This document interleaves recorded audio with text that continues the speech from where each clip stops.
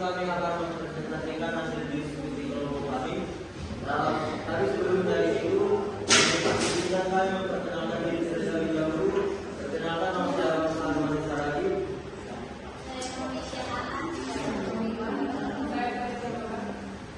Tapi sebelum dari itu, kami akan membacakan tujuan pembelajaran kami.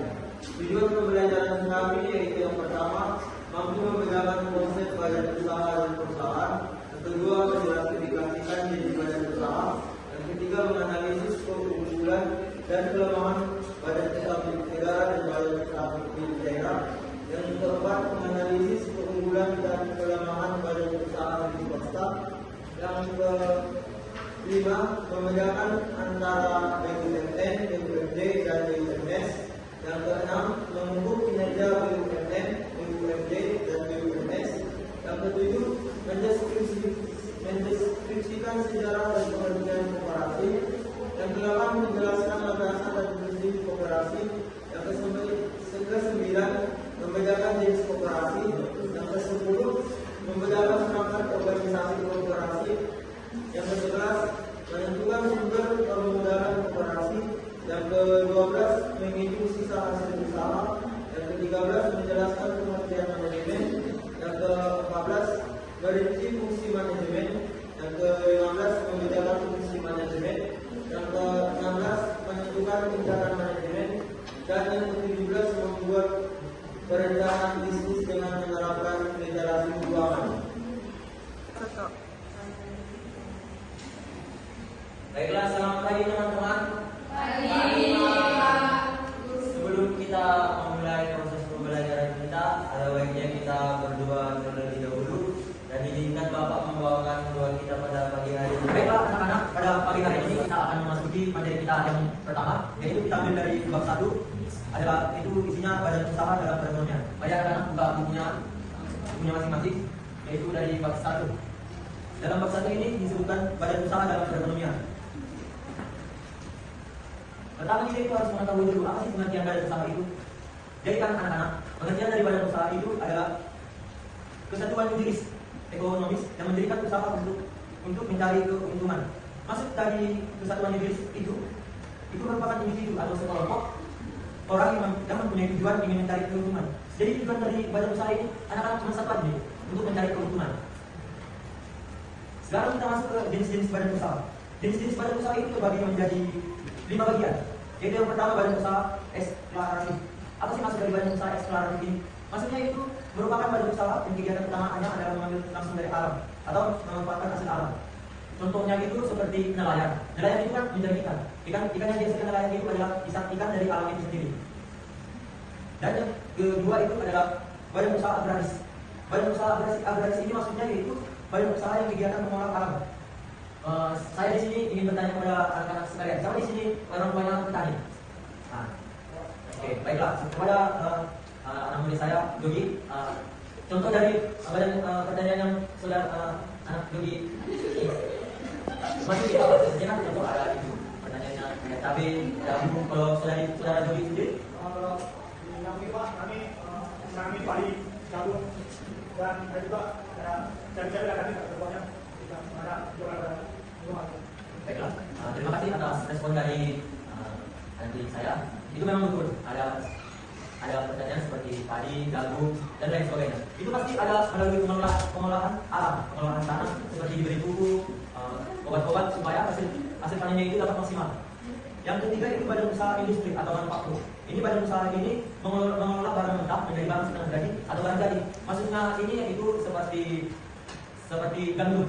Gandum diolah menjadi tepung gandum. Lalu tepung gandum itu dijadikan roti. Itulah maksud dari manufaktur. Manufaktur itu ada pengelolaan secara tahap bertahap.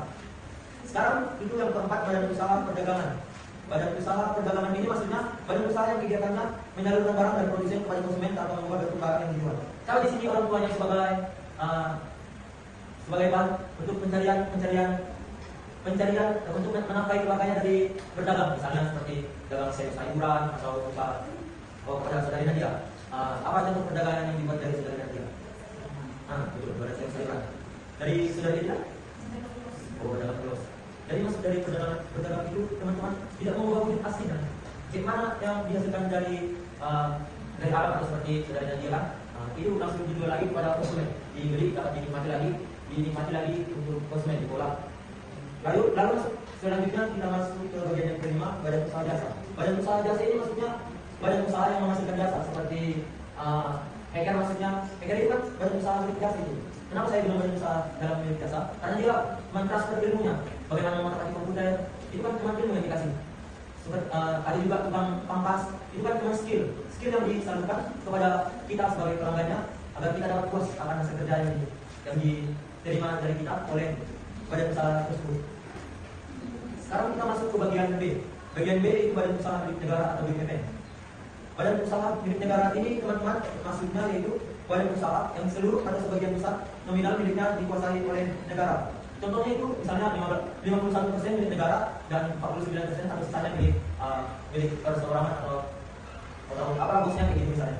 Jadi jenis dari BUMN ini itu kayak KAI, Kereta Api Indonesia, baru PLN, Pembangunan Listrik Nasional, negara, baru dengan milik. Lalu yang contoh dari jenis badan usaha yang kedua itu perusahaan umum atau perum. Perum ini merupakan badan usaha milik negara yang seluruh modalnya dimiliki oleh negara, tidak terbagi atas saham. Jadi ini semua negara yang mengatur. Contohnya itu kayak Pegadaian dan Beras Bulog contohnya itu adalah negara yang menguasai. Kita sekarang masuk ke peran BUMN. Peran BUMN dalam perekonomian itu ada 3 peran. Yang pertama itu menghasilkan barang dan atau jasa yang diperlukan dalam rangka memulihkan sebesar-besarnya kemakmuran masyarakat. Jadi teman-teman, tugas dari BUMN itu tadi teman-teman, memakmurkan masyarakat. Apa yang tidak dimiliki masyarakat, negara sampaikan atau negara salurkan. Contohnya kan kayak apa tadi, Pertamina, PLN, baru Kereta Api Indonesia tadi. Baru peran yang kedua yaitu mempunyai peran strategis sebagai pelaksana pelayanan pengembangan usaha kecil dan koperasi. Jadi negara BUMN ini juga membantu masyarakat untuk meningkatkan hasil kerja mereka, meningkatkan dari contohnya negara membagikan modal kepada masyarakat untuk dikelola dan dikembangkan dengan baik. Dan yang terakhir dari materi BUMN itu adalah keunggulan dan kelemahan dari BUMN. Pasti setiap badan usaha itu ada memiliki keunggulan dan kelemahan. Baik dari keunggulannya pasti selalu akan ada kelemahan. Baik dari kelemahannya pasti akan selalu ada keunggulan. Jadi gitu maksudnya. Kalau keunggulan dari BUMN ini yaitu berorientasi pada bidang-bidang yang menguasai hajat hidup orang banyak. Yang kedua, menyediakan barang dan jasa publik untuk pelayanan masyarakat. Dan yang ketiga, memperoleh jaminan modal dari pemerintah. Maksudnya itu kan teman-teman, pemerintah memberikan modal kepada masyarakat, kalau masyarakat mengelola modal tersebut dengan sebaik-baiknya. Baru kelemahan dari BUMN ini yaitu kurangnya efisiensi dalam pelaksanaan kegiatan operasional. Lalu yang kedua, manajemen kurang profesional. Dan yang ketiga, menentukan keputusan lambat karena panjangnya birokrasi dalam keputusan perusahaan. Dan yang keempat, seringkali sulit memperoleh keuntungan bahkan terkadang perusahaan BUMN memiliki kerugian. Tapi kita lebih teman-teman sekalian, kenapa BUMN itu dapat mengalami kerugian? Ada teman-teman yang tahu apa maksud dari kesebutan yang disampaikan tadi dari kelemahan itu? Masa bisa kita BUMN yang padahal badan usaha milik negara, tapi kita bisa rugi? Ada yang tahu maksud dari perkataan itu teman-teman? Baik dari Yogi.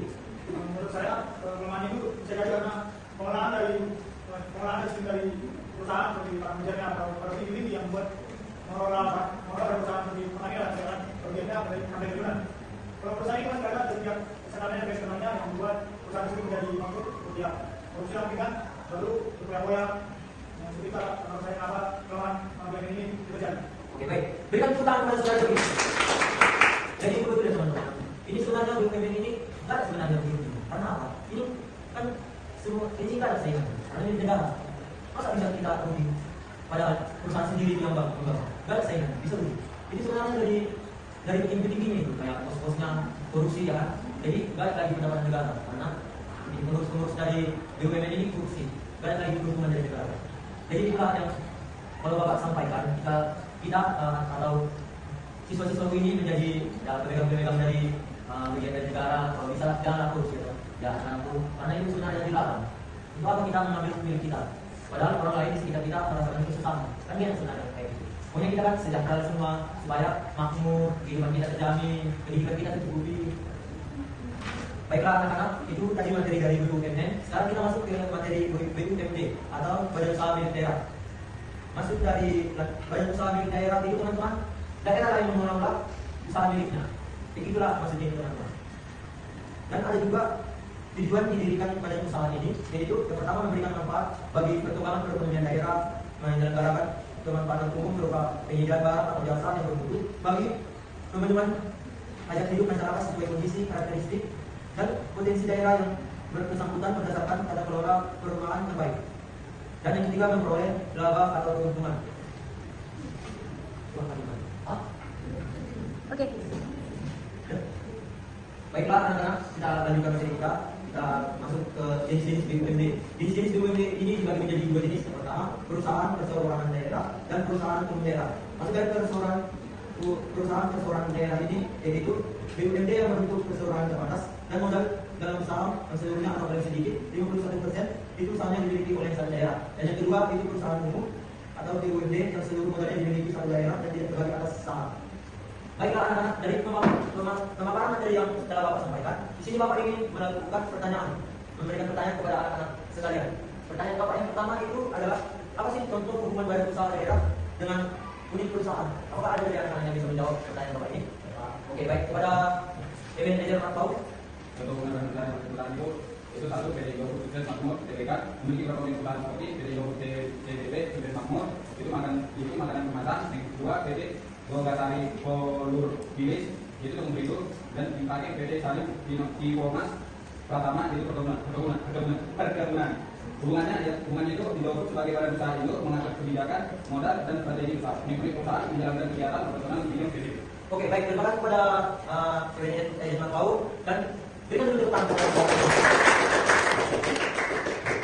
Jawaban dari saudara Eben sangat cepat dan sangat jelas.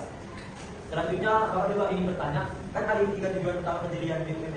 Siapa dari teman-teman yang tahu apa 3 tujuan utama pendirian BUMN ini? Oke, baiklah kepada Era diberikan waktu dan kesempatan untuk menjawab pertanyaan dari Bapak. Jadi tujuan utama BUMN itu yang pertama itu mengelola sumber daya, yang kedua itu menyediakan barang dan jasa, yang ketiga menjadi sumber pendapatan harga. Berikan dulu tepuk tangan. Baiklah teman-teman, sekian materi yang bisa Bapak sampaikan. Karena dari kurangnya dan waktu ini akan dilanjutkan oleh Ibu Guru Kali. Sehat, Bu. Materi kita hari ini yaitu tentang BUMN. Di sini Bu akan membahas apa sih BUMN?